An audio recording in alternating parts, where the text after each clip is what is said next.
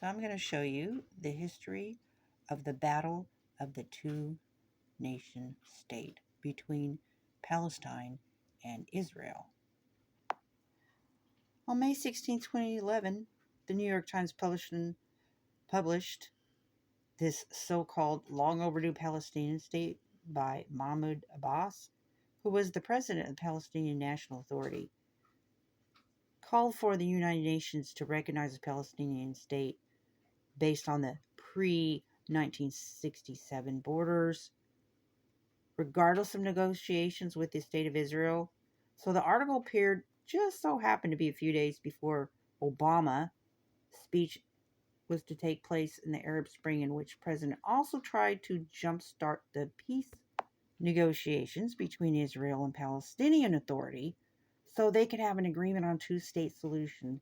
Obama declared Israel must agree to return to the pre-1967 borders, modified only by mutually agreed land swaps. So neither Abbas nor Obama can explain how anyone could have recognized a United Nations designated Palestinian state. So Palestinian leaders and the Arab states themselves have rejected of the troubles in Ireland.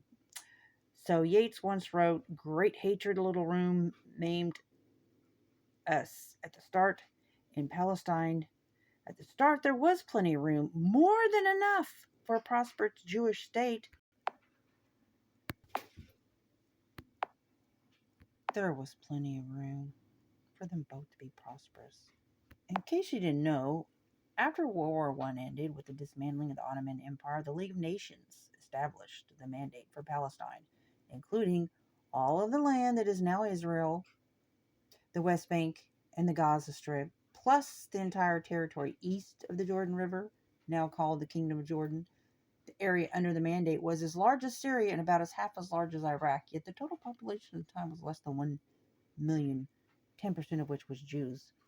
Don't forget, this land was originally, it's named Israel because that's the name of the body of the tribes. So the area under the mandate was as large as Syria and about a half as large as Iraq, but the total population, again, at that time was less than 1 million. 10% were Jewish. So it was in that vast underpopulated territory British promised, in the language of the 1917 Balfour Declaration, to support the establishment in Palestine of a national home for the Jewish people. The declaration also promised that nothing shall be done which may prejudice the civil and religious rights of existing non-Jewish communities in Palestine. Open Jewish immigration to the Holy Land was encouraged, as was freedom of speech, religion, and assembly for the Arabs of Palestinian rights that they sorely lacked under the Egyptian rule. That was rights sorely lacked under Turkish rule, which they later did not have under Egypt rule either, as you will see. Palestinians were not recognized by the Ottoman Empire as possessing any distinctive national identity. So the Palestinians just quickly took advantage of their new freedom of speech that they got. Guess what they did with their new freedom of speech? To speak bluntly, demanding a stop to the Jewish immigration, which had just begun. They threatened violence. From the beginning, they didn't want a two-state nations. They threatened straight away. Dajani, Palestinian leader, did not want to share the land with the Jews. They warned if the League of Nations did not listen, then it would become a river of blood.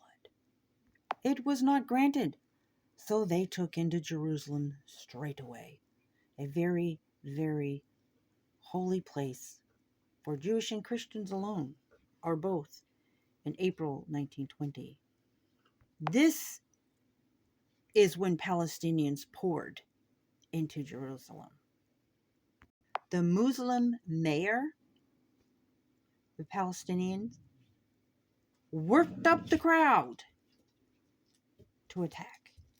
And that, of course, is what they have a history of doing, as they are doing now. Good old jihad. They stated how they will drink the blood of the Jews.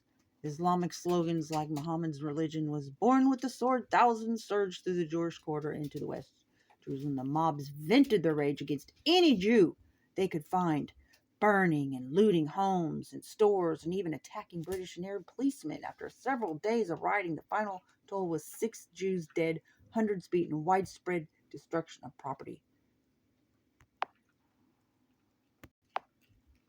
That became known as the Nebin Musa riot. That was the opening shot in a 90-year war to reverse the Balfour Declaration. And of course, it got worse as the Allies wanted to assuage the fears of Arab monarchs, separating the land east of the Jordan River out of the total area accessible to Jewish immigrants, creating the Emirate of Transjordan, reconciling the aspirations of Arabs and Jews became much more complicated. So then the declaration had to be carried out in the truncated area of Palestine from the Jordan River to the Mediterranean Sea. So of course there was much less room and a great deal more hatred. The decades that followed, they were marred by perpetual violence against the Jews both in Palestine and in Europe. This is before the Holocaust, guys. The violence against the Jews in Palestine and in Europe were linked under the leadership of the Grand Mufti and the president of the Supreme Muslim Council, Hajj Amin al-Husseini. The Arabs of Palestine waged endless jihad against their Jewish neighbors. When the British sent a royal commission to investigate a solution, the Jews represented by High Vintman pressed for a partition of the territory into 2 states, even if the territory assigned to the Jews was the size of a tablecloth. Still, they waged endless jihad against them. The final report published in July 1937 proposed such a division. The Jews were offered an independent state in a small enclave along the seacoast from Tel Aviv to the north of the country, giving them about 20% of the remaining mandate territory, while the Palestinian Arabs would get 80% for their own state. Desperate for any means to be able to bring in large numbers of the endangered European Jews, the Zionists reluctantly accepted the Commission's partition plan led by the Mufti. The Arabs rejected the partition out of hand and pressed on with the armed revolt against the mandate. The British succeeded in putting down the violence for a time. Al-Husseini was sent into exile. Ultimately, guess where he went? Into Hitler's Nazi Germany, where he lived as a special guest of the fair.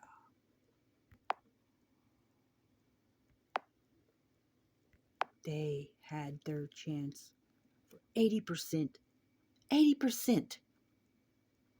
and they just did not want to share the land. So he became the special guest of Hitler. And of course, it led to many, many deaths of Jews. After the Second World War, the Brits relinquished authority over the mandate to the newly formed United Nations. So what did the United Nations do? They created yet another commission to try to figure out what to do with the contested territory. So the United Nations Special Committee on Palestine recommended by a vote of 7-3 yet another 2-state solution, another partition plan to the General Assembly to be divided almost equally this time between Jews and Arabs. And once again, the Zionists made public their acceptance of the proposal, but of course, the Palestinians said no.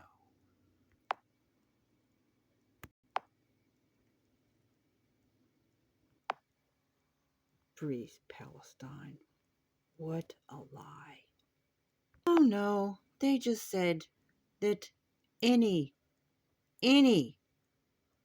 presence of Jews in the very land that God gave them would be met with rivers of blood. And of course, after that, the 20-member Arab League sent their newly organized Arab Liberation Army against the Jews.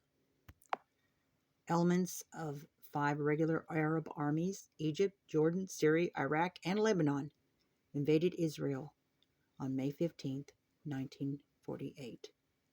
The Arab League's Secretary General Abdul Rahman vowed this will be a war of extermination and a momentous massacre which will be spoken of like the Mongol massacres and the Crusades. But despite their heated rhetoric, after a year of fighting, guess what? It was the Jewish state that had won a decisive victory based on the 1949 Armistice lines. Israel's territory expanded by almost 40%.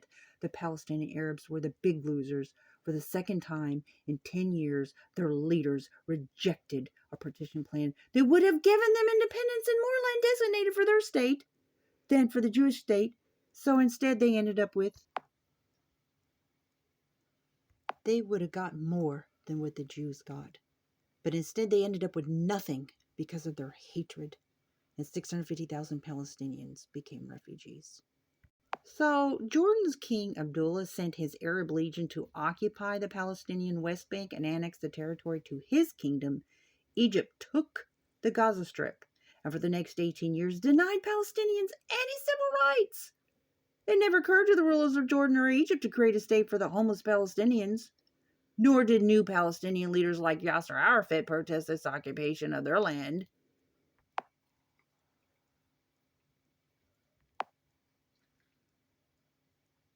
Three times in the past decade, Israeli prime ministers have offered Palestinian leaders an independent state far more generous than anything Jordan and Egypt ever allowed when they controlled the West Bank. And Gaza at Camp David in 2000, Israeli Prime Minister Ehud Barak agreed to the border suggested by President Clinton that would have established the West Bank Gaza Palestinian state with some territorial adjustments. It would have some territory adjustments, and with the Palestinians getting East Jerusalem, of course, you know, that is not even biblical. That's a problem in itself. But they wanted that as their capital. For his part, Palestinian Liberation Organization Chairman Yasser Arafat walked out of negotiations, went back home, and launched the second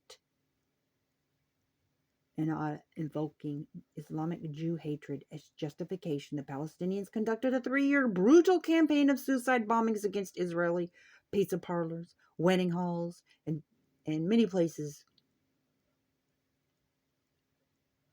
The Intifada is jihad. So in 2005, Ariel Sharon decided it was against Israeli security interests to govern the 1.1 million Palestinians in the Gaza Strip. So Sharon, he dismantled all the Jewish settlements. Boy, there's a documentary on YouTube. You can watch that. It was horrible. I mean, the Jews were so upset that it was dangerous for them. So that was actually a smart move, and I hope that they see that in the future, that was the wise thing to do. So they pulled the Israeli forces back across the 1967 borders between Israel and Gaza without even any land swaps as an added bonus. Israel left the Palestinians a thriving flower export industry to help jumpstart the local economy. The Palestinians' response to this generosity? Well, first they destroyed the donated greenhouses.